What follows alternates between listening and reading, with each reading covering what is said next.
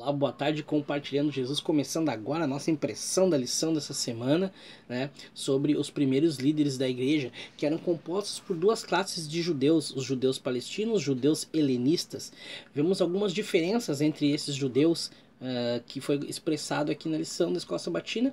Algumas delas eram que os judeus palestinos falavam aramaico, os judeus helenistas falavam em outros idiomas, os judeus palestinos viviam por toda Jerusalém, já os helenistas viviam em um bairro específico. Os judeus palestinos tinham raízes profundas nas tradições judaicas, já os helenistas raízes não profundas nas tradições judaicas, os palestinos apegados às cerimônias do templo, os helenistas não eram apegados às cerimônias do templo, os palestinos eram contrários ao matrimônio com não-judeus, já os helenistas eram mais flexíveis, né, ao matrimônio com não-judeus, e os palestinos eram cuidadosos com a lei, e os helenistas não eram cuidadosos com a lei. Tá? Essas diferenças nos ajudam a entender as dificuldades descritas em Atos 6. Por quê? Porque essas duas classes de pessoas começaram a viver juntas e logo, né, começou a acontecer algumas dissensões. Os judeus helenistas estavam se sentindo prejudicados, as suas viúvas, com relação à distribuição da alimentação. E a solução para essa queixa dos cristãos helenistas está em Atos 6, verso 1, foi escolher 7 homens para servir as mesas, enquanto os apóstolos iriam se dedicar a servir o povo com a palavra de Deus. Então foram eleitos, né, 7 diáconos: Estevão, Filipe, Prócoro, Nicanor, Timão, Pármenas e Nicolau. Então, muito interessante que tem alguns dados sobre esses homens, né, valorosos homens, que eles não foram chamados de diáconos na Bíblia, somente no 2º século que foram chamados de diáconos por Irineu. Eram responsáveis pelas atividades de comunhão, organizavam a Santa Ceia, refeições comunitárias e orações. Um deles foi chamado de evangelista. Suas funções eram um pouco diferentes das dos diáconos de hoje, mas você viu que não só servir as mesas também, mas como servir espiritualmente o povo, estar ali junto com eles, atendendo eles nessas necessidades. E dentro desse grupo de valorosos homens, destacamos aí a atuação espetacular de Estevão. A única referência bíblica à conversão de sacerdotes aparece no contexto da pregação de Estevão. Para você ver o nível intelectual que Estevão tinha, ele era versado na palavra, apesar de, com certeza, Deus com ele, Cristo, o poder do Espírito Santo, mas ele era um estudioso, dificilmente, ou bem dizer, nunca perdeu uma discussão teológica, porque ele estava embasado com a verdade. Certo? Ele era cheio de poder, de graça, realizava sinais e maravilhas, falava com a sabedoria pelo Espírito Santo, né? Vinda do Espírito Santo, vinda de Deus. Mas infelizmente foi acusado de maneira desonesta, né? Lembra da oposição semana passada? Estava com semblante angelical, mesmo sendo acusado de coisas que ele nunca fez, e denunciava a veneração ao templo, né? O desperdício nos ritos, né? Colocando significado naquilo que Cristo na cruz já havia abolido. E sabemos muito bem o que Cristo aboliu e não aboliu, né? Testemunho poderoso de Estevão seria o ponto culminante do testemunho da igreja aos judeus.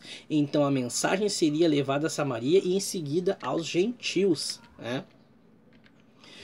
E perante o Sinédrio, quando ele foi chamado, ou seja, foi levado porque foi acusado injustamente, os judeus, na sua ira, na sua cólera, arrastaram, bem dizer, o Estevão para esse julgamento. E pelo livro Atos dos Apóstolos, no capítulo 1, mártir, no capítulo 10, o primeiro mártir cristão nos fala que havia suborno da parte dos judeus com os romanos para que eles fizessem vista grossa para muitas vezes esses assassinatos que eles cometiam, né, em nome do zelo da fé, para não perderem seu poder, para não perderem seu prestígio, para não dar o braço a torcer para algo que estava claro. E Estevão deixou muito claro. O interessante dessa passagem do Sinédrio é que você leu, quem foi para ser julgado?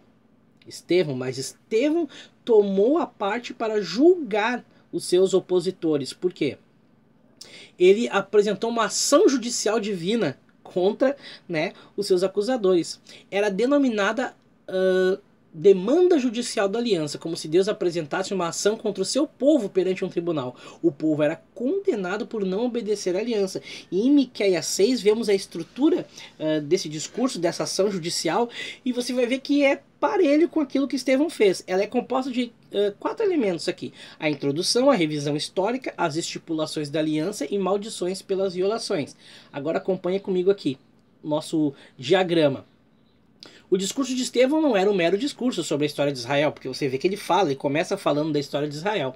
Ele deve ser entendido no contexto da aliança do Antigo Testamento. Né?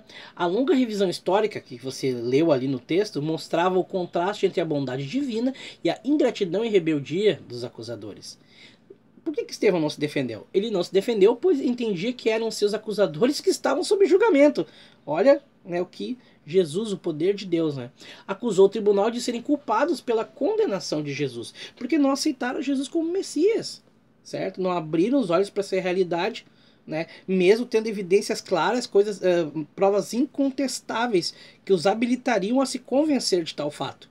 O que Estevão fez em Atos 7, 2 e 50, onde a gente leu isso na lição, né, foi desenvolver a seção histórica da aliança do mesmo modo que os profetas do Antigo Testamento faziam quando apresentavam, né, a ação, né, judicial divina contra Israel. Eles lembravam do que Deus fez, do que Deus estipulou e do que o povo não estava fazendo, devido a isso seria condenado perante o tribunal celestial. Né? Mas Estevão, cheio do Espírito Santo, fitou os olhos no céu e viu a glória de Deus, Jesus que estava à sua direita, e disse: eis que vejo os céus abertos e o Filho de Deus, né, o Filho do Homem, em pé à destra de Deus. Então temos muitos elementos, muitas coisas nessa visão que a lição nos traz, né, na nossa estrutura aqui de estudo, que diz que dentro desse contexto existia o elemento profético, certo? Dessa passagem, que é a exaltação do Messias, né? A cena da corte celestial, Cristo ali como um rei. Havia a cena do julgamento celestial, porque Jesus em pé no tribunal, como Estevão viu, significa que o julgamento terrestre era uma expressão do celestial, né? Deus julgando as ações erradas ali daqueles que deveriam defender e ser os ministros da sua palavra na época. Mostrava também para os judeus, né, para os líderes do Sinédrio, que o tempo deles estava esgotado. Deus julgaria os falsos mestres e líderes de Israel. A teocracia de Israel estava chegando ao fim. Por quê? Porque a mensagem agora não seria mais responsabilidade de uma nação, né, mas dos seguidores de Jesus. Ou seja, os judeus e os gentios.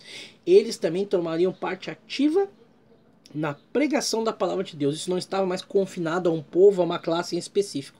Isso deve ter sido um baque, um choque, bem dizer, puxando o tapete e jogando o mundo deles no chão, porque eles se achavam os depositários da verdade.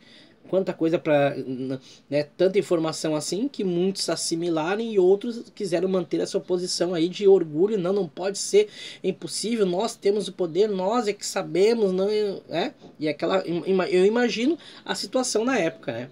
E dentre isso, muitos se cegaram, não quiseram ouvir, e houve o silenciamento do ministério de Estevão. Estevão orou por seus executores, inclusive Saulo. Ele teve um ministério curto, pois foi infelizmente apedrejado, mas a partir desse momento, né, que a morte de Estevão, se você lembrar, ela é o evento que marca o fim da profecia das 70 semanas de Daniel 9, 24 a 27, que deu o impulso à propagação do evangelho, porque a morte de Estevão provocou uma enorme perseguição contra os cristãos em Jerusalém. A perseguição resultou em algo bom. Espalhados pela Judéia e Samaria, os fiéis saíram pregando o evangelho e cumprindo a ordem de Cristo, né? Temos ali, vimos a atuação de personagens como Saulo, o perseguidor, Filipe, o pregador fiel, Simão, o impostor astuto, né? E o etíope interessado na palavra de Deus, aquele a qual Filipe deu o estudo bíblico, né? Ali quando estava indo adorar, né, foi recebido ali por Filipe. Filipe fez uma pergunta, e dessa pergunta vem uma resposta, dessa resposta a deixa para o estudo da palavra de Deus, né? Finalmente o evangelho chegou a Samaria e aos confins da terra. Apesar dos perseguidores e dos astutos, a igreja, né, triunfou. E esse episódio da perseguição era necessário para quê? Porque impulsionados pela perseguição, a perseguição que sobreveio à igreja de Jerusalém resultou num grande impulso para a obra do evangelho. Mas havia um perigo de se acomodar. Havia o perigo de que os discípulos ali se demorassem por muitos e muitos tempos ali, despreocupados da comissão que haviam recebido do Salvador. Ou seja, se estabelecesse ali o clima de paz e harmonia em Jerusalém, está tudo certinho, todos aceitaram, o evangelho está prosperando aqui, talvez os apóstolos se esquecessem que a prioridade deles era não só ali, como espalhar o evangelho, começando por Jerusalém. Lembro a passagem, começando por Jerusalém, e, né, teriam que ir além, não era só em Jerusalém. Então por isso a perseguição, por isso aqueles que foram perseguidos, aqueles que se refugiaram em outros lugares, brilharam, não se esconderam, não esconderam a fé que tinham, Bem pelo contrário, espalharam e o número de seguidores ia aumentando a cada dia. Que possamos tirar excelentes lições da vida dos diáconos, do modo como eles foram escolhidos. Qualquer liderança da igreja deve ser escolhida dessa mesma forma. Pessoas honestas, pessoas direitas, pessoas de oração. A igreja deve orar sobre os nomes daqueles que vão ser colocados como líderes. Devemos também ter conhecimento da palavra, assim como Estevão tinha conhecimento, não tinha dúvida e respondia, né, com serenidade, com autoridade de Deus a toda e qualquer pergunta, porque ele tinha algum poder especial em si. Não, ele simplesmente tem algo que nós até temos em profusão hoje, que é conhecimento, estudo. Até vou virar aqui, ó, conhecimento aqui, ó, computador, internet, a Bíblia, principalmente a palavra de Deus que tem ali, que é a enciclopédia das enciclopédias. Temos todo o material e recursos auxiliares para entender a Bíblia cada vez mais. Então, precisamos tomar parte ativa nessa pregação, precisamos nos preparar, que deixemos de lado aquela história, o irmãozinho que é bom de Bíblia lá na igreja, pergunta para ele que ele é mais instruído. Querido, qualquer um que está dentro da igreja tem que ser bem instruído e bem estudado na palavra de Deus. Você não vê nenhum apóstolo sendo mencionado em qualquer livro da Bíblia como sendo um mero espectadores, sim, como pregadores estudiosos que sabiam dar, né, a razão da sua fé, sabiam explicar e testemunhar daquilo que acreditavam. Que possamos nos inspirar nesses homens espetaculares que se apossaram de algo que eu e você podemos nos apossar a qualquer momento, que é o poder de Deus para a pregação da palavra, para que essa pregação chegue ao seu fim, para que possamos ver Jesus voltar nas nuvens dos céus. Um forte abraço, até amanhã com o start da lição da próxima semana, e que você tenha um ótimo sábado, abençoado na companhia do nosso Senhor e Salvador e nosso líder maior, Jesus Cristo.